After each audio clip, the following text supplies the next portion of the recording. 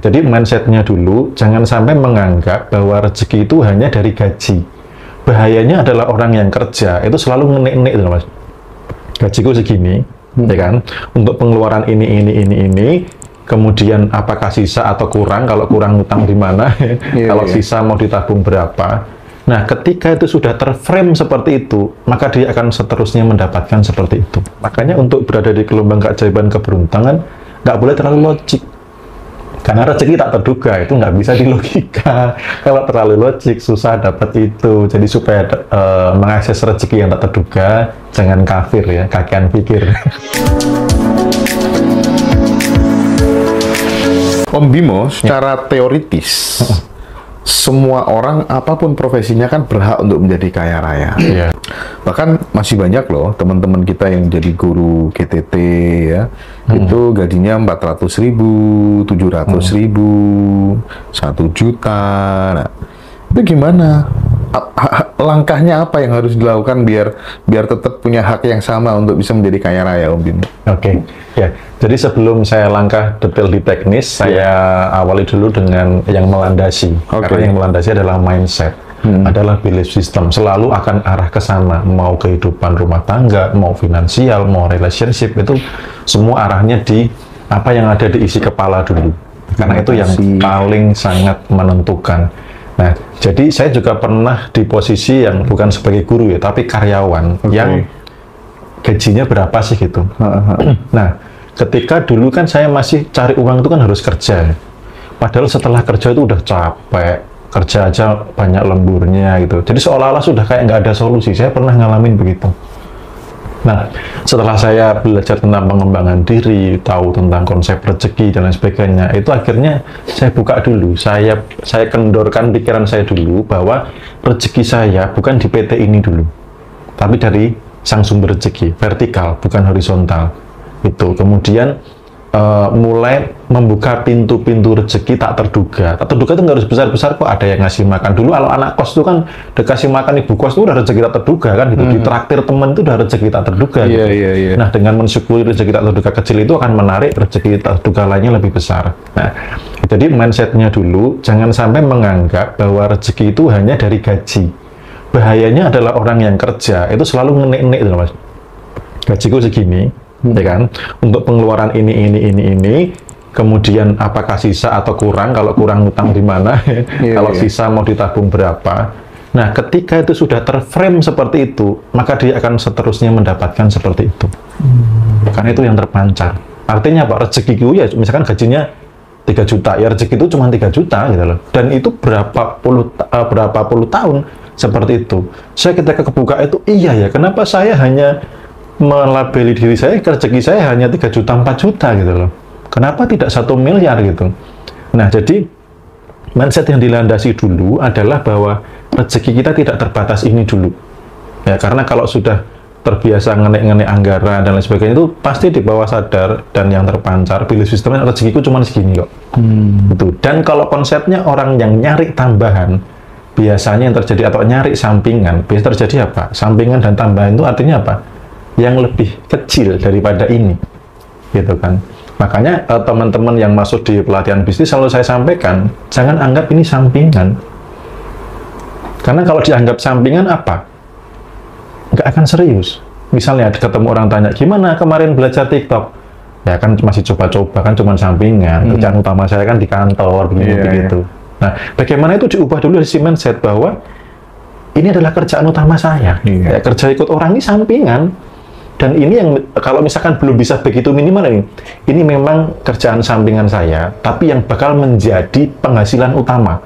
Artinya sudah ada memancarkan sesuatu bahwa ini bakalan besar, bukan tambahan yang kecil-kecil. Nah, dari mindsetnya itu dulu.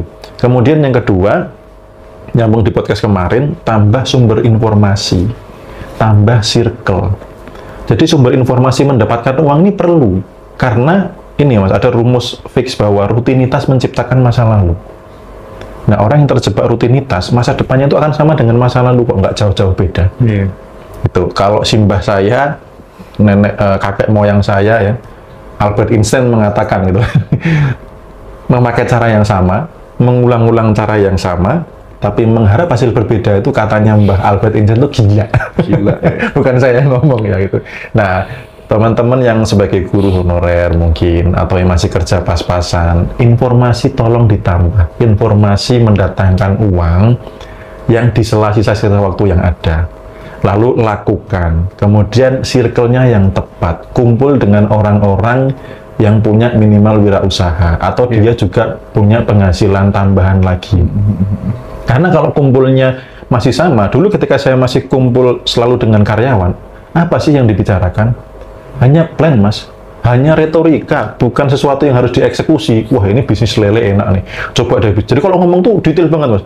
Lele itu harganya segini, kalau kolamnya ukuran segini, nanti bisa begini, kalau jual di pasar jam 4 pagi dan sebagainya. Tapi ada yang dieksekusi? Nggak ada. Oke. Karena circle-nya kurang tepat. Nah, kalau circle-nya adalah orang yang sudah melakukan, beda.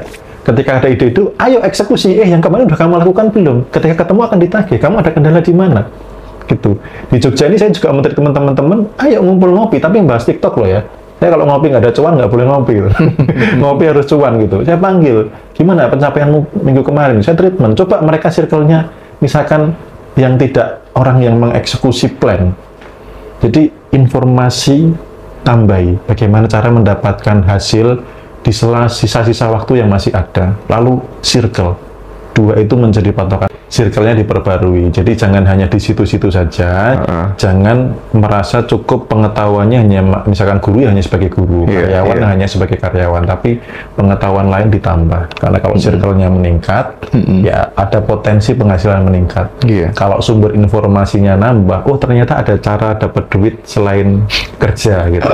Oh ternyata ngelesin itu potensial. Nanti bisa jadi sampai bagaimana ngeles itu dibuat sebagai sebuah aplikasi misalkan. Ya, penyedia aplikasi guru les. Coba sekarang kalau cek di Google, berapa banyak orang tua yang nyari guru les. Nah, tentang menabung Om Bimo. Kira-kira tips menabung itu menurut Om Bimo ya. Misal gaji kita 1 bulan 10 juta nih, atau 5 juta aja lah, 5 juta gitu ya. Kita udah punya anak, udah punya istri gitu ya. Menabung itu di angka berapa kira-kira? Berapa persen gitu ya? Oke, kalau saya memang tipe yang tidak mendetailkan keuangan. Karena bahayanya ketika menentukan menabung berapa, itu kita terjebak income-nya harus berapa. Misalkan income 5 juta, kalau saya ngenik 5 juta ini untuk menabungnya berapa, maka sumber masuknya akan segini loh, Mas. Oh, gitu ya? Iya. Sumber masuknya akan segini yang bahaya. Jadi saya itu menabung fleksibel. Contoh untuk apa namanya sebagai uang yang harus menjadi waktunya bercinta dengan kita. Ada uang baru masuk ke dompet.